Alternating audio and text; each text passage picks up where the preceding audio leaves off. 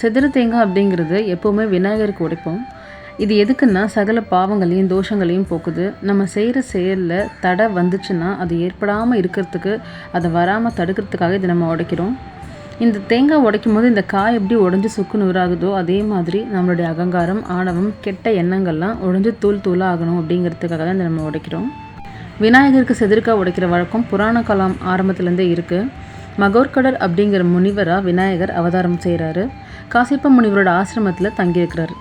அவங்க ஒரு யாகத்துக்கு புறப்பட்டப்போ ஒரு அசுரன் அவங்கள தடுத்து நிறுத்துறான். விநாயகர் யாகத்துக்கு எடுத்துகிட்டு போகிற கலசத்துக்கு மேலே இருக்கும் இல்லையா தேங்காய், அதை எடுத்து அவன் மேலே வீசிக்கிட்டே இருக்கார். வீசினதுமே அந்த அசுரன் பொடி பொடியாகிடுறான். எந்த செயலுக்கு, எந்த ஒரு வேலைக்கு போனாலுமே அதில் தடை ஏற்படாமல் இருக்கணும் அப்படிங்கிறதுக்காக நம்ம விநாயகரை வணங்கிட்டு போகிறோம். விநாயகர் தான் வந்துட்டு அதுக்கு முன்னோடியே இருந்திருக்காரு. தனக்கு வந்த தடையை தேங்காய் வீசியே அவர் தகர்த்தெறிஞ்சார். அதன் காரணமாக தான் நம்ம செதிர்க்காய் உடைக்கிற வழக்கமும் உருவாச்சு.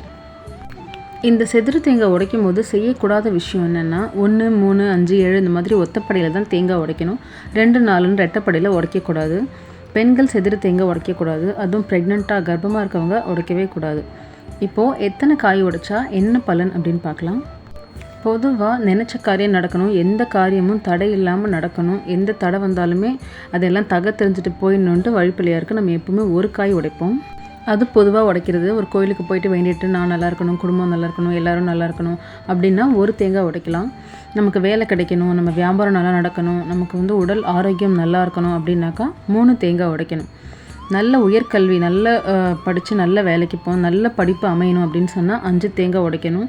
தீராத கடன் பிரச்சனை இருக்குது, அதுலேருந்து நம்ம விடுபடணும்னா 7 தேங்காய் உடைக்கணும். குழந்தை பிறக்கணும்னு வேண்டிக்கிறவங்க 9 தேங்காய் உடைக்கணும். சீக்கிரமாக கல்யாணம் ஆகணும்னு நினைக்கிறவங்க 11 தேங்காய் உடைக்கணும். யார் யாருக்கு என்ன வேண்டுதல் இருக்கோ, என்ன தேவை இருக்கோ அதுக்கேற்ற எண்ணிக்கையில் காய் உடைச்சாக்கா விநாயகர் எல்லா காரிய தடைகளையும் தெரிஞ்சுட்டு நமக்கு வேணுங்கிறத நமக்கு கொடுப்பாரு. இது ஒளி தேடல். பக்தியுடன் சுபஸ்ரீ.